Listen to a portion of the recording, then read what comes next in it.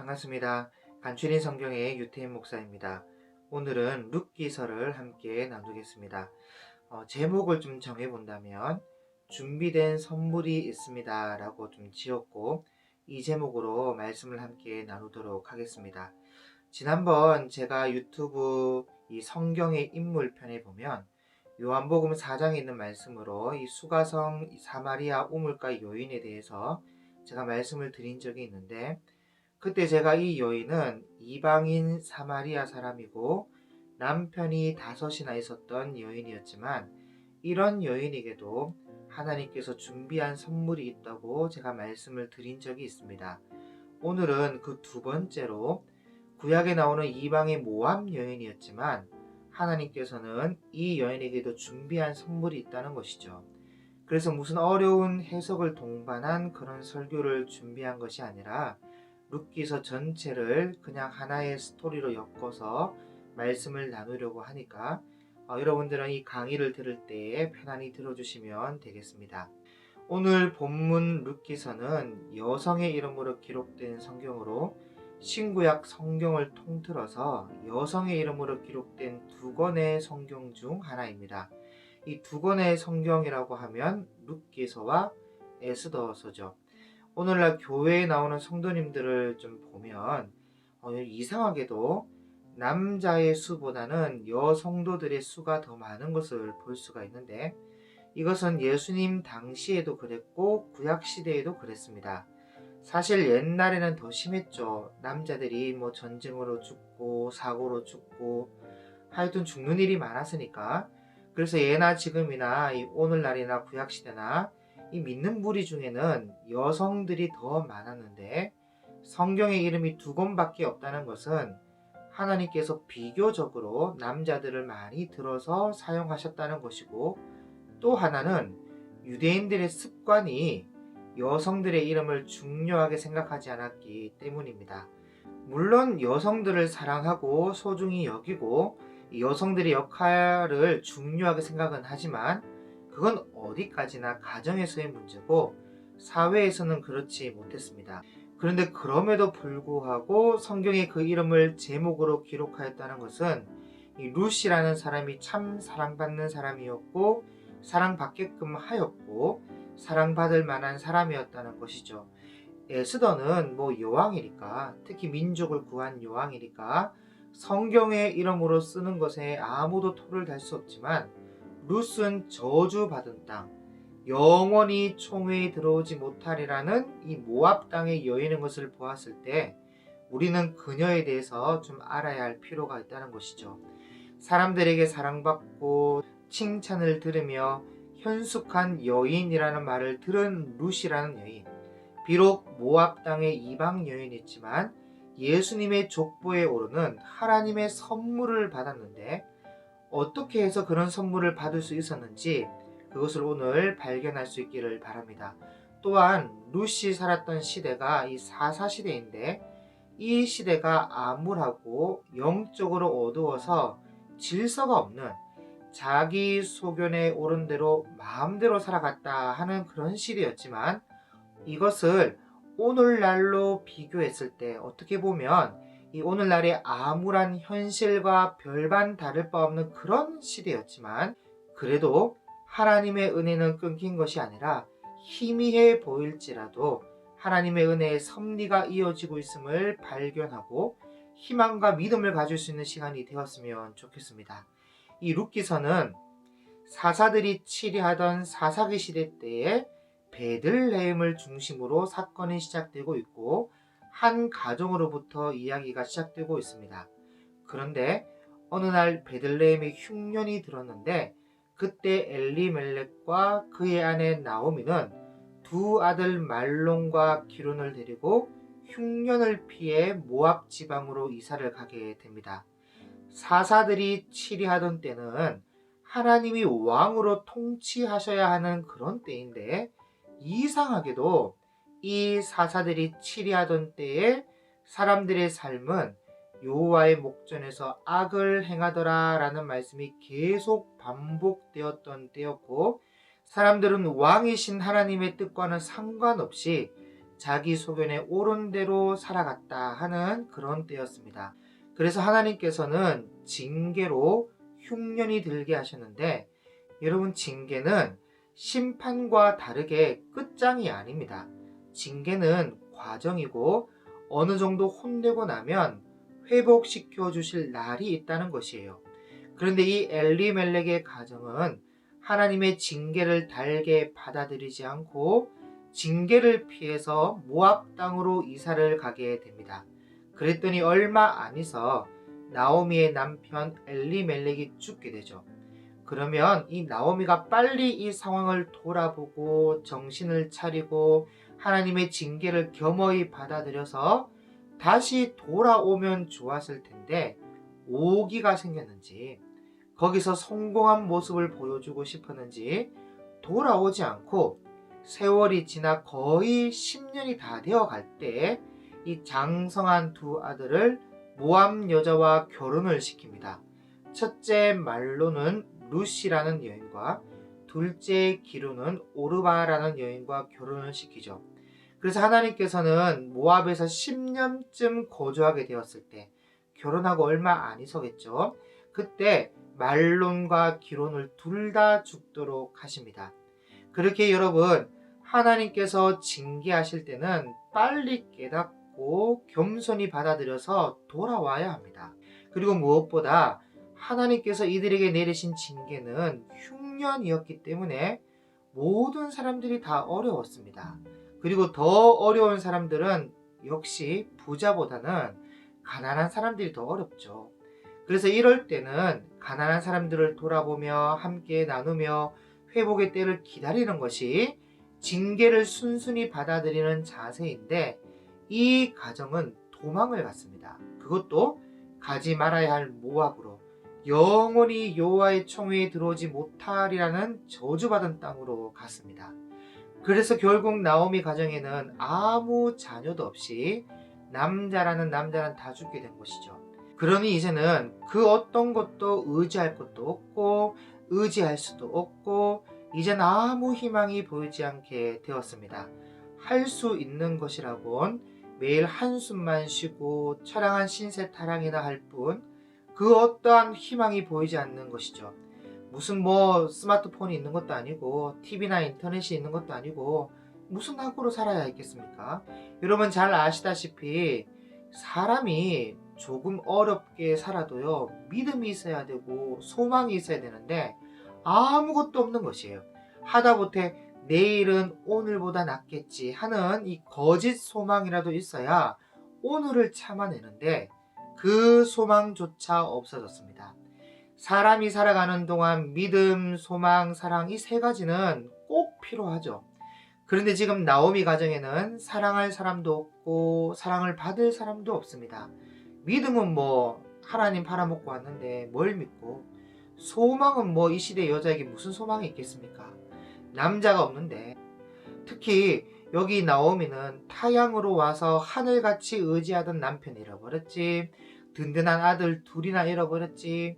지금 같으면 돌싱이라고 말하고 다닐지 몰라도요, 이때는 여자들이 살아갈 길이 별로 없었습니다. 종이 되든지 몸을 팔든지 별 수가 없었어요. 그러나 믿는 자에게는 이럴 때 그래도 딱 하나 희망이 되고 소망이 되는 것이 있다면 바로 하나님의 긍휼과 은혜겠지요. 그래서 여러분 1장 6절에 보면 그 여인이 모압 지방에서 여호와께서 자기의 백성을 돌보시사 그들에게 양식을 주셨다 함을 들었다는 것이에요. 하나님의 징계가 끝나고 하나님께서 자기 백성을 돌보시사 양식을 주셨다는 소식을 나오미가 듣게 된 것이죠. 그래서 고향으로 돌아가기로 마음을 먹고 떠나는데 그 가는 길에 두 며느리를 불러 세우고 이야기를 합니다. 얘들아, 나는 이제 내 고향 유다 땅으로 이제 돌아가려고 하니까 이제 너희는 너희 어머니 집으로 가거라. 너희 어차피 아기가 있는 것도 아니고 남편이 있는 것도 아니고 이제 너희도 살 길을 찾아가야 되지 않겠냐. 그동안 나를 선대해주고 너희 남편들, 이 죽은 남편들을 선대해줘서 참 고맙다 하면서 입 맞추고 이제 돌려보내는데 그 사이에 정이 들었는지 그렇게 끌어안고 우는 겁니다. 여러분 안 그렇겠습니까? 사실 그동안 얼마나 울고 싶었겠어요. 나오미 입장에서는 남의 집에 그 귀한 딸을 둘씩이나 데려다가 과부를 만들어 놓고 어떻게 올 수 있겠으며, 룻과 이 오르바는 남편 잃어버리고 아들 둘 잃어버린 시어머니 앞에서 어떻게 또 울 수 있겠습니까? 그래서 이참에 한참을 우는데요. 나오미가 다독이죠. 내 딸들아, 이제 됐다. 이제 돌아가거라. 나는 아무 소망이 없지만 너희들은 얼마든지 새 출발을 할 수 있지 않니? 가령 내가 뭐 소망이 있다고 해서 어떤 남자를 얻어가지고 아들을 낳았다 하자. 그 아이가 커서 너희 신랑감이 될 때까지 어떻게 기다리겠느냐. 여호와가 나를 치셨으니 너희를 보고 있으면 내가 더욱 마음이 아프다 하면서 등을 떠미니까 오르바는 시어머니 볼에 뽀뽀하고 자기 집으로 돌아갑니다. 그때 룻을 보고도 이 동서도 갔으니까 너도 따라가라 하고 등을 떠미는데, 그때 룻이 하는 말이 1장 16절에 내게 어머니를 떠나며 어머니를 따르지 말고 돌아가라 강권하지 마옵소서. 어머니께서 가시는 곳에 나도 가고 어머니께서 머무시는 곳에서 나도 머물겠나이다. 어머니의 백성이 나의 백성이 되고 어머니의 하나님이 나의 하나님이 되시리니 어머니께서 죽으시는 곳에서 나도 죽어 거기 묻힐 것이라. 만일 내가 죽는 일 외에 어머니를 떠나면 여호와께서 내게 벌을 내리시고 더 내리시기를 원하나이다 하는지라 하고 맹세를 해버립니다. 그래서 둘이 함께 이 베들레헴으로 돌아가게 되는데, 그때 온 성읍이 이 두 사람 때문에 난리가 났어요. 막 떠들면서 저 봐라, 저가 나오미가 아니냐, 나오미가 돌아왔네 그러면서, 뭐야, 그런데 뭐야, 다 어디 가고 왜 저 둘만 있냐? 아, 그래, 그렇게 어려울 때 재산 싹 팔아치우고 가더니만 점점점 하면서, 그러니 나오미가요, 나를 나오미라고 부르지 말고 마라라 부르라. 여러분, 나오미는요 기쁨이라는 뜻인데, 기쁨이라고 부르지 말고 마라라, 이 마라는 쓰다라는 말인데요, 쓰다라고 불러다오. 왜냐하면 전능자가 나를 심히 괴롭게 하시기를 내가 풍족한 상황 속에서 모압으로 갔지만 이제는 완전히 비어 돌아오게 하셨기 때문이야. 여호와께서 나를 징벌하셨고 전능자가 나를 괴롭게 하셨거든 어떻게 나를 기쁨이라고 부를 수 있겠느냐 하면서, 자 여러분, 사람이 어려울 때는 모압으로도 갈 수가 있습니다. 정말 먹고 살 길이 없어서 어디로 가는 것은 큰 문제가 되지가 않아요. 그런데 문제는 풍족한 상황 속에서 나갔다는 것이죠. 여러분, 먹을 것이 없을 때는 아브라함도 약속의 땅에서 애굽으로 갔습니다. 생명이 우선이기 때문에. 정말 먹고 살 수 없으면 그럴 수 있습니다. 여러분, 예수님께서 다윗이 시장할 때 한 것을 읽지 못하느냐 하면서 제사장 외에는 먹을 수 없는 진설병을 다윗이 먹었다는 것이죠. 그러니 정말 배가 고플 때 한 것으로 생명이 우선이기 때문에 하나님께서는 그것을 허물로 보지 않았다는 것이에요. 그런데 이 사람들은요, 다른 게 아니라 풍족할 때 나갔습니다. 그래서 이것이 문제가 되는데, 율법에 기록되어 있기를 흉년이 들면 부자나 여유 있는 사람들은 가난한 사람들을 챙기고 돌보며 창고를 열어서 나누라고 되어 있습니다. 그런데 나오미의 가정은 나누기 싫어서 싹 다 팔아치우고 자기들만 잘 살겠다고 도망갔다는 것이죠. 그래서 하나님께서는 그 풍족한 것을 싹 다 비우게 만드시는데, 남편 있겠다, 아들 있겠다, 재물 있겠다 하는 이 풍족함을 싹 다 가져가 버리셨습니다. 그래서 나오미가 이것을 알게 된 것이죠. 나의 잘못에 대한 하나님의 그 징계를요. 그래서 나는 나오미가 아니다, 말하다 마라, 인생의 쓴맛을 보았다는 것이에요.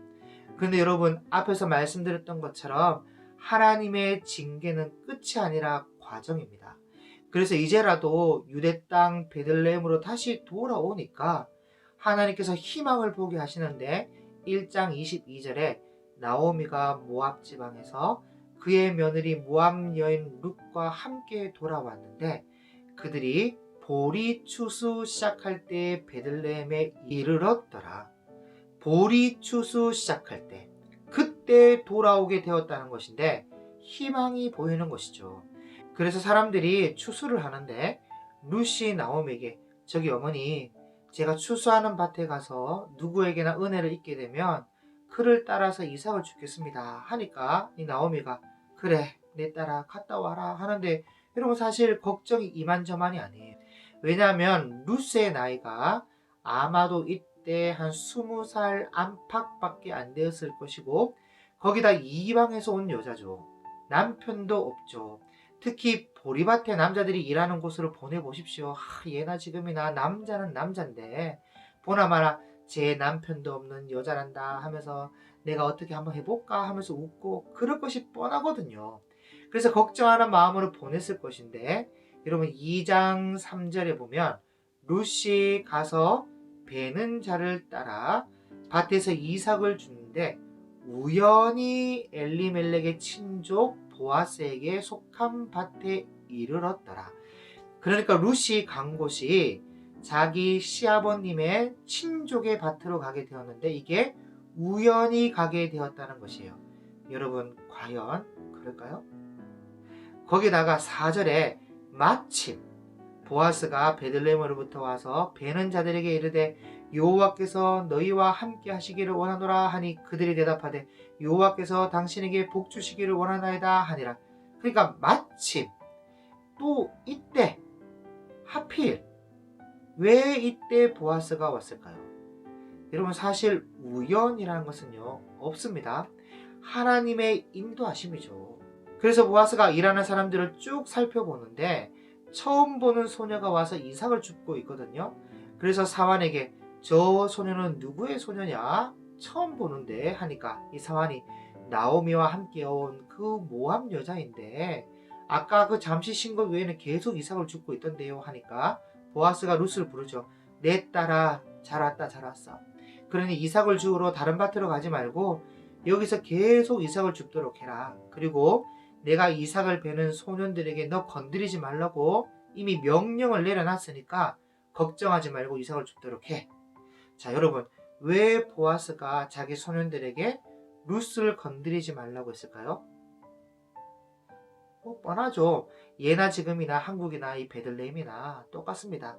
그러니 이런 것을 보면 여러분 성경이 얼마나 진실되게 썼는지 알 수가 있습니다. 어쨌든 이 룻이 보아스의 그 말을 듣고는 땅에 대고 절하죠. 절하면서 어찌하여 내게 은혜를 베푸시고 돌보십니까 하니까 보아스가 너의 남편이 죽은 후로 네가 시어머니에게 행한 모든 것과 네 부모와 고국을 떠나서 전에 알지 못하던 백성에게 온 일이 네게 분명히 알려졌기 때문이야.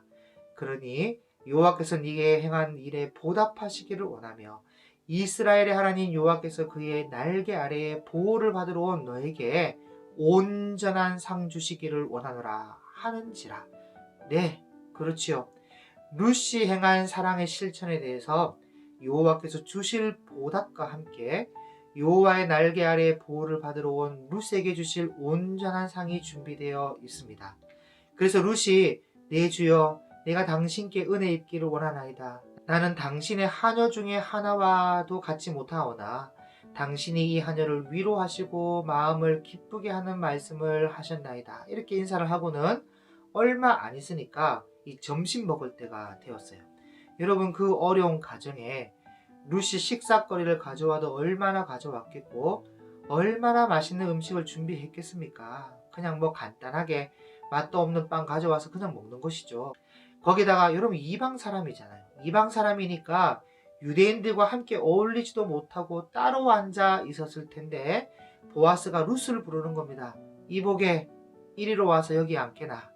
그리고 여기 있는 떡을 먹고 또 뭐 자네가 가져온 떡은 그렇게 맛없게 그냥 먹지 말고 여기 소스가 있으니까 여기 찍어서 먹도록 하게 하면서 보아스가 룻을 불러줘요. 그리고는 볶음밥도 주면서 배불리 먹고 남게끔 해 주었습니다. 그리고 오후에 룻이 또 이삭을 죽는다고 간 사이에 보아스가 몰래 또 이삭을 베는 사람들에게 명령을 내려요.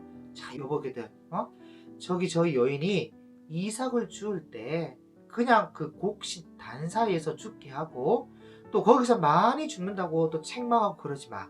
그리고 곡식 다발을 묶을 때 싹 다 갖다가 묶지 말고 일부러 조금씩 좀 뽑아서 흘려줘.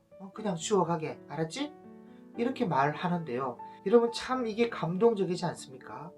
여러분 이삭을 죽는다는 것은 오죽하면 이삭을 죽겠습니까?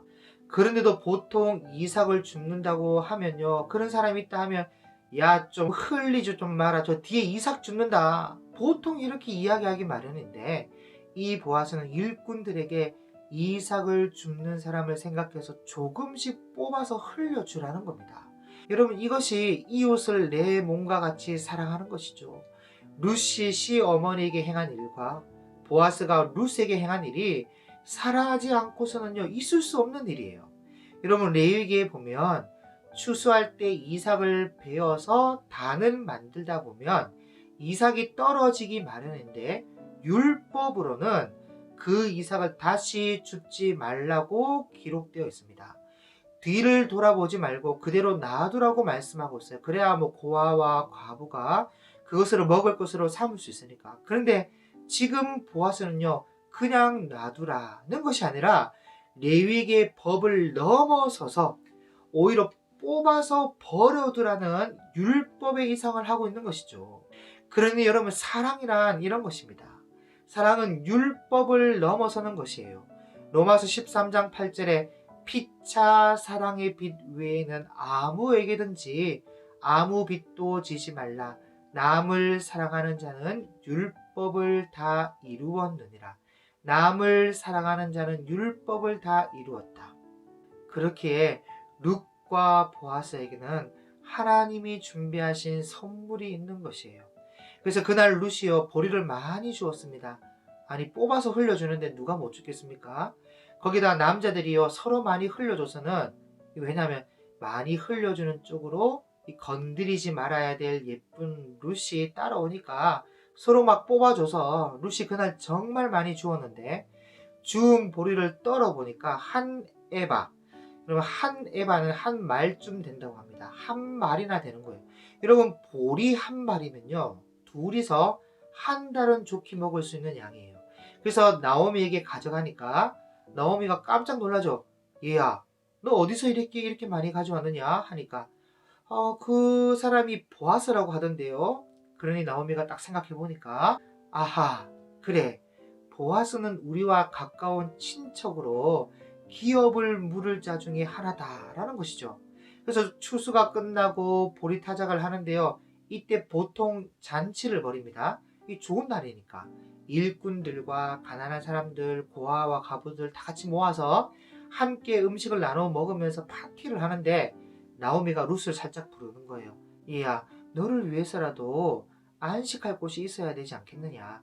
그러니 저 보아스는 우리의 친족으로 우리의 기업을 물을 자야. 그러니 너는 지금 목욕도 좀 하고 기름도 좀 바르고 옷도 제일 이쁜 옷을 입고는 그가 다 먹고 마신 뒤에 자리에 누우면 그의 발치이불을 살짝 들고 너도 거기 가서 누워라. 그러면 그가 네게 해야 할 일을 알려줄 거야. 그랬더니 룻이 그대로 다 합니다. 그래서 보아스가 자다가 몸을 돌이키는데 옆에 누가 있는 거죠. 그래서 깜짝 놀라서 네가 누구냐 하니까 룻이라는 겁니다. 룻이 당신의 옷자락을 펴 당신의 요정을 덮으소서 이는 당신이 기업을 물을 자가 됨이니이다 하니 보아스가 네가 가난하건 부하건 젊은 자를 따르지 아니하였으니 네가 베푼 인애가 처음보다 나중에 더하도다. 자 여러분 여기에 젊은 자를 따르지 아니하였다. 여러분 사실 보아스는 나이가 많습니다. 정확하진 않지만 유력한 자라고 소개될 정도라면 한 50에서 60세 정도 되지 않았을까 한번 생각해 볼 수 있겠죠. 그래서 보아스가 3장 11절에 보면 이제 내 딸아 두려워하지 말라. 내가 네 말대로 네게 다 행하리라. 네가 현숙한 여자인 줄을 나의 성읍 백성이 다 안다는 거예요. 그러니 내가 너에게 기업을 물으긴 할 텐데 사실은 나보다 더 가까운 기업 물을 사람이 있다. 그 사람이 책임을 안 지면 내가 질 테니까 걱정하지 말고 누워 있거라 하고는 새벽에 이 사람이 알아보기 힘들 때죠. 없을 때에 룻을 보내는데요. 또 라오미에게 어떻게 또 그냥 갈 수 있겠냐 하면서 보리를 6번 되어서 룻에게 쥐어주고 보내는 겁니다. 참 이 보아스가 사람이 생각이 깊어요. 4장 1절입니다. 보아스가 성문에 올라가서 거기 앉았더니 마침 보아스의 말하던 기업 물을 자가 지나가는지라. 보아스가 그에게 이르되 아무여 이리 와서 여기에 좀 앉으라. 그가 와서 앉음에 보아스가 성읍 장로 10명을 떡 청해가지고 가로되 당신들도 여기 좀 앉으라 하니 그들이 앉음에. 자, 여러분 이런 걸 볼 때 이 보아스가 유력한 자로 어느 정도 나이가 있다고 짐작할 수 있겠지요. 그래서 이제 이야기를 하는데요. 자, 우리가 좀 잘 아시다시피 우리 엘리에셀의 기업을 다시 돌려줘야 하는데 그 기업은 엘리에셀의 아들에게 줘야 합니다. 그런데 지금 아들이 없지 않습니까? 엘리에셀은 죽었고 그 아들들도 다 죽었고, 그러니 우리가 그 기업을 물어줘야 하는데 먼저 여기 아무개가 제일 촌수가 가까우니까 자네가 물어주도록 해야 합니다 하니까 그 아무개가 그럼 제가 물으도록 하지요. 그래요. 그런데 자네가 물은다고 하면 재산에 손해가 좀 있을 텐데 괜찮겠습니까? 하니까 그래요? 아이고 저는 아시다시피 내 살림 뻔해서 그런 부담을 지을 수가 없습니다. 저는 못하겠습니다 하고는요 신발을 벗어서 보아스에게 주는 겁니다. 그러면 원래 법대로 하면 기업 무르기를 싫어하는 자여 하면서 그 신발로 그 사람의 뺨을 한두 대 때려야 돼요. 그런데 보아스는 점잖아서 그렇게 하지는 않았고 기업 물을 자의 책임이 합법적이다고 그 절차를 이제 장로들 앞에서 보증을 받고는 보아스가 룻을 데려오기로 이야기를 합니다. 원래는 수혼법이라는 것은 보아스가 룻에게 아들이 태어나게 해서 룻을 통해서 태어난 그 아들이 엘리에셀의 기업을 이어가게끔 해야 되는데 여기에서는 거꾸로 되었습니다. 왜냐하면 보아스 집에 아들이 없었거든요. 여기에 대해서는 성경이 침묵하고 있어서 잘은 모르겠지만 여러 이유가 있을 수 있겠죠. 결혼은 했지만 아이가 없었는지, 아니면 있었는데 어떤 사고로 죽었는지, 아니면 아내가 불임이었는지 모르겠습니다. 어쨌든 룻을 통해서 아들이 태어나게 되고 이 아들이 보아스의 아들이 되면서 나오미는 남편 엘리에셀의 기업을 돌려받게 됩니다. 그리고 대를 이을 후사가 없었던 보아스의 집에서는 대를 이을 아들을 이제 갖게 된 것이죠. 그래서 이 아이의 이름을 오벳이라고 하였는데 그는 다윗의 아버지인 이새의 아버지입니다. 그래서 좀 간추리 자면 야곱에게서 유다, 유다에게서 베레스, 베레스의 세계는 이러하니라. 베레스는 헤스론을 낳았고 헤스론은 람을 낳았고 람은 암미나답을 낳았고 암미나답은 나손을 낳았고 나손은 첩보온 살몬을 낳았고 살몬은 여리고 기생 라합에게서 보아스를 낳았고 보아스는 모압 여자 룻에게서 오벳을 낳았고 오벳은 이새를 낳았고 이새는 다윗 왕을 낳았더라. 이렇게 해서 룻기서가 끝나는데요. 이 룻기서가 다윗 왕까지 기록되어 있는 것을 보았을 때 룻기서는 다윗 왕의 족보를 챙겨보는 중에 이런 아름다운 이야기가 나오게 된 것이죠. 베들레헴의 양치기 다윗이 어느 날 위대한 왕이 되니까 다윗의 이 가문이 도대체 어떤 가문인가 하고 거슬러 올라가서 베들레헴을 조사를 하는데 조사를 하는 중에 베들레헴의 이 그림 같은 러브 스토리가 나오게 된 것입니다. 여러분 칠흑 같은 사사기에 황량한 사막 같은 곳에서 오아시스 같은 사랑과 인정의 샘이 솟아나는 그런 아름다운 이야기가 나오게 된 것이죠. 그래서 여러분 이스라엘 백성들은 해마다 오순절이 되면요 전 국민이 함께 이 책을 읽고 있습니다. 그래서 저도 편안하게 이야기 형식으로 이 룻기서를 읽다시피 함께 살펴봤는데요. 그래도 우리가 이 룻기서를 통해서 알아야 될 하나님의 뜻이 있다면 하나님께서는 우리에게도 주시고자 하시는 선물이 있다는 것입니다. 룻은 이방 여인이고 모압 여인이었지만 하나님께 돌아오니까 이런 사람에게도 하나님은 선물을 준비하신다는 것이에요. 그러나 반대로 하나님께 택함받은 베들레헴 에브라다 사람일지라도 하나님을 등지고 삐딱하게 가는 사람은 죽는 수가 있고 10대뿐 아니라 1000대까지 영원히 여호와의 총회에 들어오지 못하리라는 그런 저주받은 모압 사람일지라도 하나님께로 돌아오니까 그런 자를 위해서라도 선물을 준비하신다는 것이에요. 여러분 요한복음에 예수님께서 수가성 우물가에 한 여자를 만난 적이 있죠. 예수님께서 이런저런 이야기를 하시다가 예수님께서 네 남편을 데리고 오라 했을 때 나는 남편이 없나이다 하니까 예수님께서 그래 네 말이 옳도다.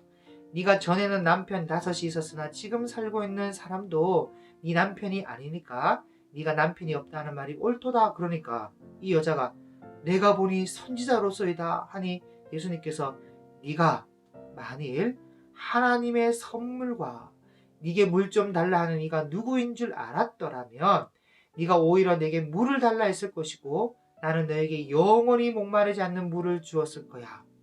자, 여러분, 이전에 남편이 5이나 있었고 지금 살고 있는 남자도 자기 남편이 아닌 여자 같으면 선물은 무슨 선물입니까? 돌멩이를 준비해야죠. 율법대로라면.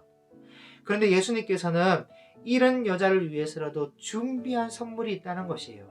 그러니까 저와 여러분을 위한 선물도 분명히 있는 줄 믿습니다.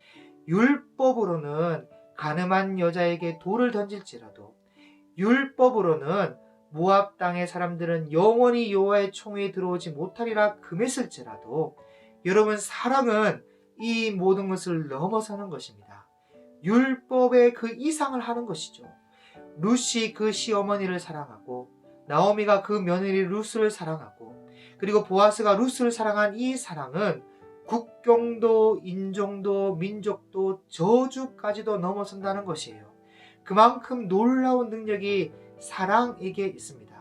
그래서 하나님께서 우리를 사랑하시기에 죽음도 가로막을 수 없었던 것이고 예수님의 그 십자가의 사랑과 능력이 죽음 넘어 있는 것을 건져내는 것처럼 영원히 저주받은 땅 모압 여인이었지만 사랑으로 어머니를 따라왔을 때 정말로 여호와의 날개 아래 보호를 받으러 돌아왔을 때 거기서 하나님께서 주시는 복과 선물을 누릴 수 있었던 것입니다. 하지만 반대로 아무리 복받은 베들레헴 유다 사람일지라도 하나님이 징계하실 때 사랑을 나누지도 않고 돕지도 않으며 징계를 겸손히 받아들이지 않고 도망가게 되면 죽는 수가 있다는 것도 기억할 수 있기를 바랍니다. 그러므로 저와 여러분은 현재 지독한 흉년으로 인해 모압 땅으로 도망가고 싶을 만큼 오늘날 코로나의 그 기근이 우리 눈앞에 있을지라도 지독한 흉년으로 메마를 만큼 메말라버린 비참한 영적 죄인의 모습을 우리가 서 있다 할지라도 어머니의 하나님이 나의 하나님이 되리라 하며 따랐던 룻처럼 하나님을 따르며 하나님께로 돌아온다면 모든 것이 회복될 줄 믿습니다. 왜냐하면 이것은 끝이 아니라 과정에 불과하니까요. 그러므로 더욱 하나님을 마음과 뜻과 힘을 다해 사랑하고 그 하나님의 말씀에 순종하며 사랑으로 역사하는 믿음으로 서로 무거운 짐을 함께 질 수 있다면 분명 모든 환경을 넘어 일하시는 하나님의 사랑이 저와 여러분을 빛 가운데로 인도해 주실 것을 믿습니다. 그리하여 칠흑 같은 사사시대에 밝게 빛나는 베들레헴의 러브스토리처럼 칠흑 같은 오늘날을 살아가는 저와 여러분의 삶 가운데에도 하나님이 준비해 주신 은혜의 선물로 말미암아 작지만 밝게 빛나는 저와 여러분의 삶이 될 수 있기를 주님의 이름으로 축복합니다. 감사합니다.